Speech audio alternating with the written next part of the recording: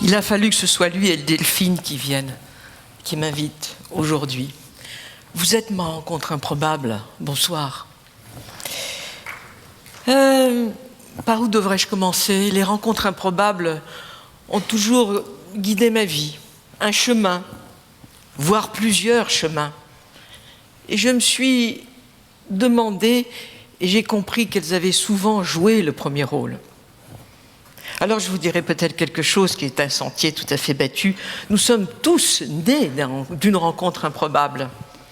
Un seul spermatozoïde parmi des millions qui choisit ou se choisit pour féconder une ovule.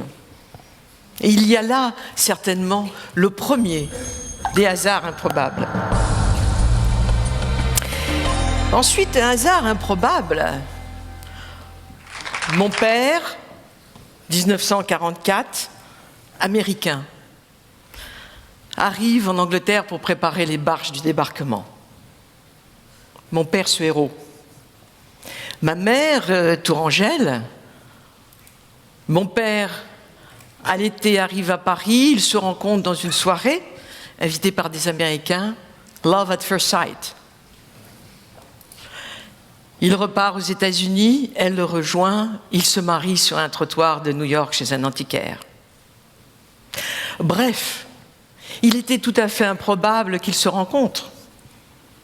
Et je suis née aux États-Unis de cette rencontre improbable, qui a peut-être été un des attendus qui a guidé ma vie.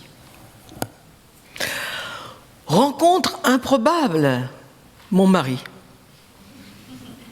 Je reviens de Tunis, j'avais passé quelque temps avec mon directeur de thèse, un siège vide sur Tunisair, un homme pressé, il s'assoit, me raconte sa vie, me donne sa carte de visite, je la perds. Un an après, j'avais quelques recherches à faire sur l'Afrique. Je me souviens qu'il était directeur à la Ségos. Je l'appelle, difficile d'avoir un rendez-vous, il m'invite à venir boire quelque chose chez lui, je ne suis jamais repartie. Cette histoire a été mon destin. Et nous nous sommes mariés chez un antiquaire en Virginie, aux États-Unis. Improbable, la politique. Le maire de Ramatuelle avait dit à mon mari « Viens donc au conseil municipal. » « Non, dit-il, je suis très occupé, demande à ma femme. » Je suis élu pendant 12 ans. Je croise Dominique Strauss-Kahn. Il fascine par son intelligence, par sa vision économique. Contre toute attente, il me propose en 1991 de le rejoindre à son cabinet. Je créerai pour lui, avec mes amis du ministère de l'Industrie, le cercle de l'industrie qui deviendra le cercle d'un grand patron. Bref, ce n'est pas qu'est-ce qui m'a guidé là, 15 ans directeur à la Ségos, alors directeur dans un cabinet d'une grande compagnie aérienne, rien. J'aurais pu être happé par la politique, qui me fascine, qui me passionne, car je pense que la politique, au sens propre, la science de la cité, est quelque chose qui nous est indispensable quand elle est bien faite.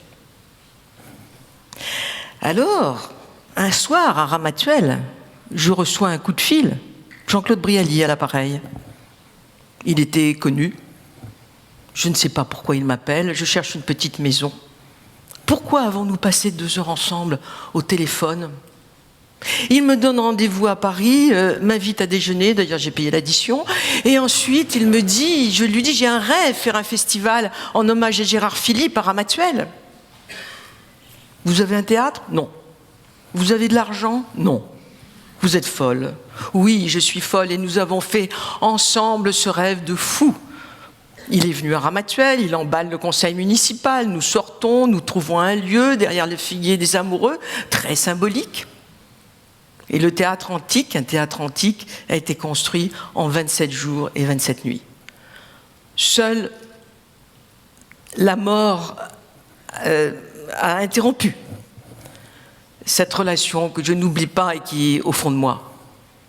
Maintenant, avec Michel Boujna, nous fêterons ce 31e anniversaire. Qu'est-ce qui m'a guidée à faire cela? Je ne sais pas. Peut-être quand j'étais petite, j'étais en classe avec la petite fille de Marcel Aimé. Et je me souviens toujours, il disait l'orthographe est l'apanage des cons. Et il nous a écrit une petite pièce de théâtre qui s'appelle « Fissou pour vous servir ». Est-ce que le mot « servir » a fait que j'ai eu envie de servir dans ma vie? Peut-être. Et puis le théâtre, c'est quelque chose de tout à fait extraordinaire. Le théâtre, c'est l'entreprise c'est la politique. Nous vivons en permanence la réalité de ces choses, les personnages. Il y a tous des Célimène, des Don Juan, des Othello, les caractères de la Bruyère. Tout ça nous occupe. Et toutes ces choses sont un éternel recommencement. Le théâtre, c'est la vie, c'est peut-être la vraie vie. Une autre rencontre, inespérée celle-là. Je réalise un événement au Carrousel du Louvre en 1999 sur les portraits des prix Nobel de la paix qui fut exposé un peu partout dans le monde. Une seule personne était toujours assignée à résidence, Aung San Suu Kyi. Comment pouvais-je la rencontrer? Jamais. Je ne savais pas. Et puis en 2012, elle vient à Paris. Nous organisons un dîner autour d'Aung San Suu Kyi avec 50 femmes françaises dirigeantes. Et à la fin de ce dîner, nous rêvons de faire un forum en Birmanie. Pourquoi? Je suis alors chez Publicis et toujours directeur général du Women's Forum. Et cette femme exemplaire, fascinante, mon ami tout à l'heure, Sylvain, disait, quand elle rentre quelque part, tout s'arrête. J'ai fait un forum en Birmanie, à Yangon. Et ensuite, le président de Birmanie m'a demandé d'en faire un deuxième, il y a quelques mois. Aung San Suu Kyi, c'est une rencontre indélébile, indestructible. C'est un magnétisme. Elle est anglaise à l'extérieur, bouddhiste à l'intérieur. C'est quelqu'un qu'on n'oublie jamais et dont on est fier d'être l'ami. Voilà ces quelques rencontres que j'ai faites. Il y en a beaucoup d'autres. Quand je voyais défiler les photos de Sylvain, je me disais, mais mon Dieu, oui, Simone Veil a aussi conduit ma vie quelque part. Quelle leçon tirer de tout cela et vous le dire parce que c'est à vous que je l'ai dit? Je ne suis ni énarque, je n'ai pas fait X-Mine, j'ai fait des études de lettres. À chaque fois sur mon chemin, j'ai rencontré quelqu'un, pas simplement 3 minutes, mais parfois 1 année, 2 années, 10 ans, 15 ans. Mes équipes qui travaillent avec moi. J'ai appris tout cela d'eux. En fait, vous dire qu'il n'y a pas de hasard. Prenez ce qui se passe, faites le vôtre. Vous connaissez ce petit dieu grec qui a une petite touffe de cheveux sur la tête qu'il faut saisir quand l'instant passe, tout de suite. C'est vous qui faites votre destin, c'est pas l'autre. Chaque rencontre, là, peut-être tout à l'heure, dans la salle, la personne qui est assise à côté de vous, vous allez peut-être faire un bout de chemin avec elle, travailler avec elle, vivre avec elle. L'important, c'est de se dire que il n'y a pas de hasard, il n'y a pas un destin fatal, c'est vous qui faites votre destin. Et si je suis venue aujourd'hui pour tout cela, c'est pour vous dire que je suis une femme banale. Je ne suis pas riche, j'ai fait des choses, donc j'ai fait ce que la vie m'a donné, ce que la vie m'a demandé de saisir. Et ça, il ne faut jamais l'oublier. Le plus beau cadeau du monde, c'est la vie. Prenez votre destin en main, faites attention à l'autre, soyez humain. Je sais que c'est l'époque du digital, mais rien ne vaut un contact avec l'autre. L'autre. Et l'autre, c'est vous, en fait. Donc voilà, vous dirais-je un dernier mot.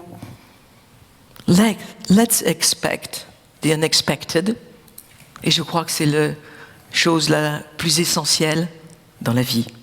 Merci, vous êtes formidables.